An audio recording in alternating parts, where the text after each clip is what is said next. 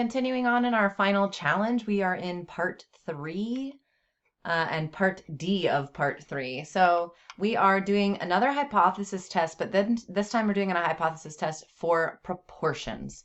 As a reminder, this is where our score is right now. We're about 2/3 of the way done, at least point-wise. I think we're closer to that in terms of time. But okay, so it is thought generally that about 50% of women speak about 16,000 words per day. Use a significance level of 0.01 to test the claim that the proportion of females who speak more than 16,000 words a day is greater than 50%.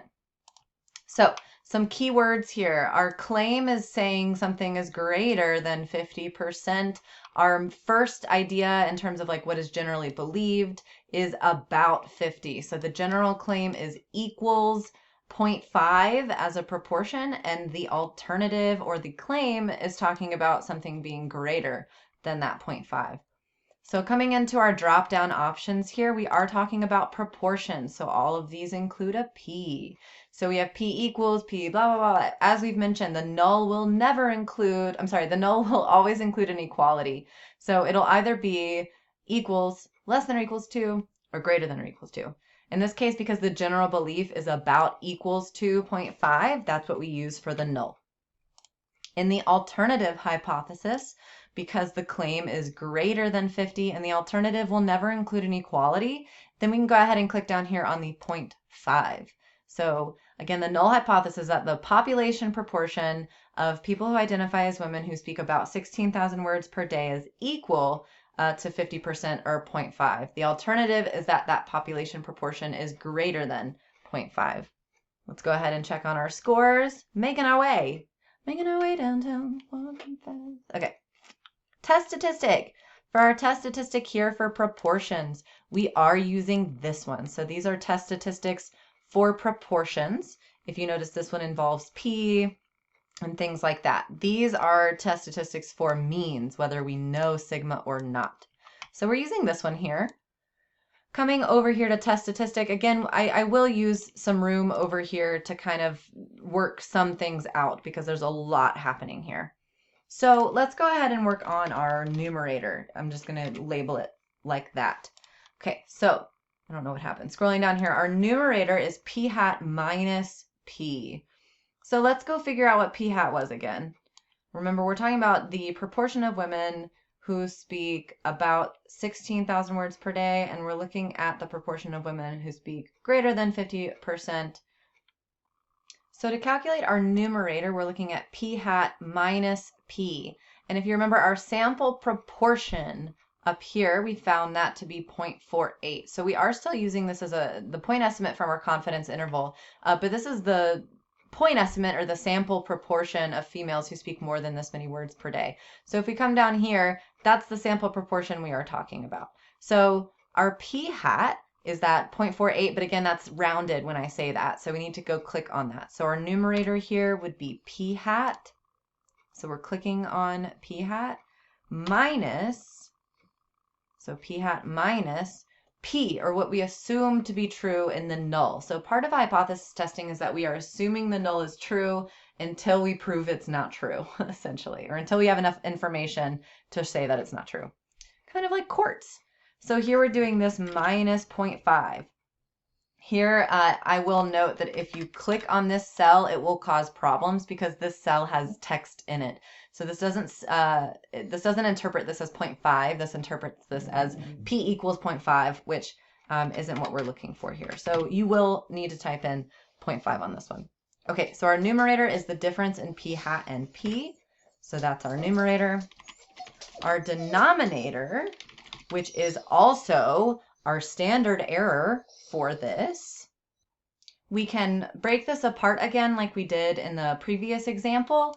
For now, I will go ahead and calculate it in one cell. Again, please break it up as much as you need to, as long as you're referencing cells and not rounding, it should work.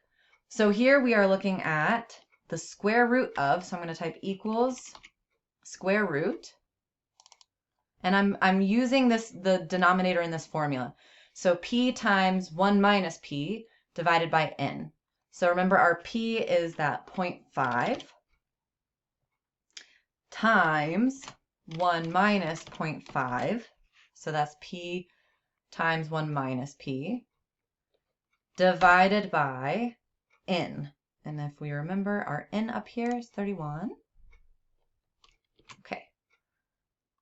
Algebraically, I will say the way this looks, we probably should put parentheses again around the entire numerator to note that we're dividing the entire numerator by n.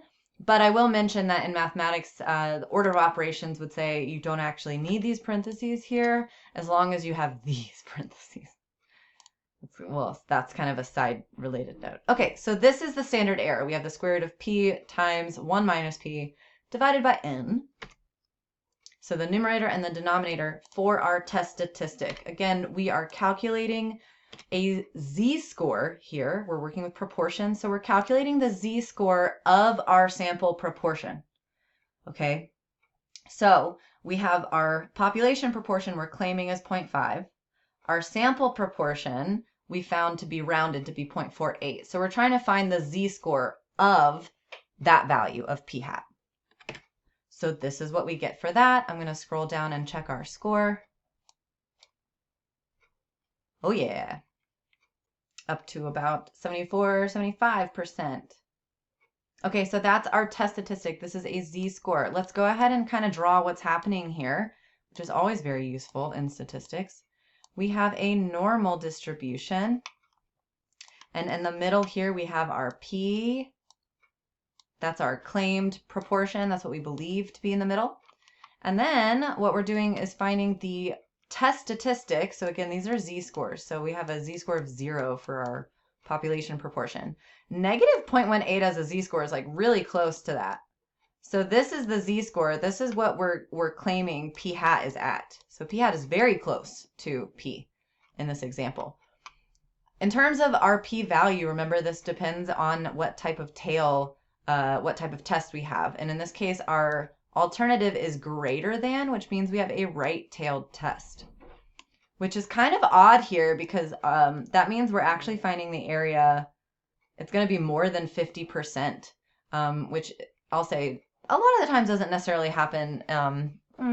I'll say in real life it does, but what we're doing here is finding the area to the right of our test statistic. So we're finding p hat, finding the area to the right of that, and that is our p-value.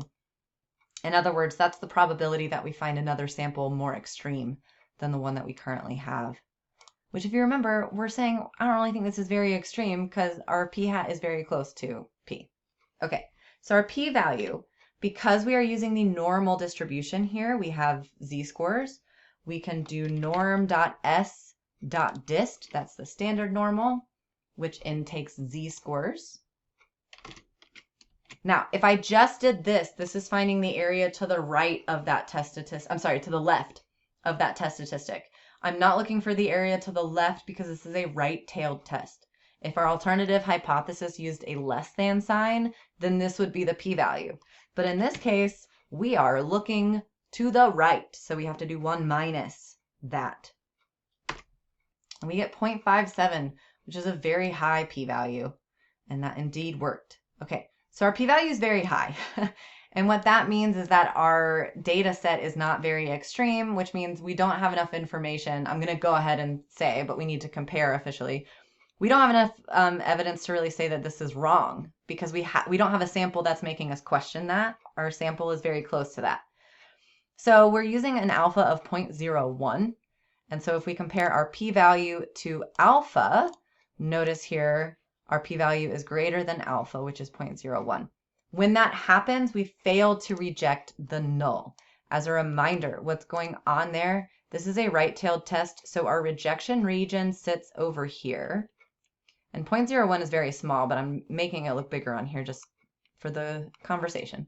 So this is where alpha is. This is the rejection region. And remember we were talking about before, if your test statistic is in your rejection region, that means you reject the null. That means it is extreme enough to make us question what our belief is. In this case, this is not far enough away, especially for a right-tailed test, to make us believe that. So we fail to reject, which means we cannot support the claim that our true proportion is actually larger than 0.5. If anything, our data is suggesting it might be less than 0.5. Okay. That's it for part D. Let's check our score again over here. Nice, we're almost done. So we just are now left to find a confidence interval, one more confidence interval, and then that will be it for your final challenge. We'll be back in the next video.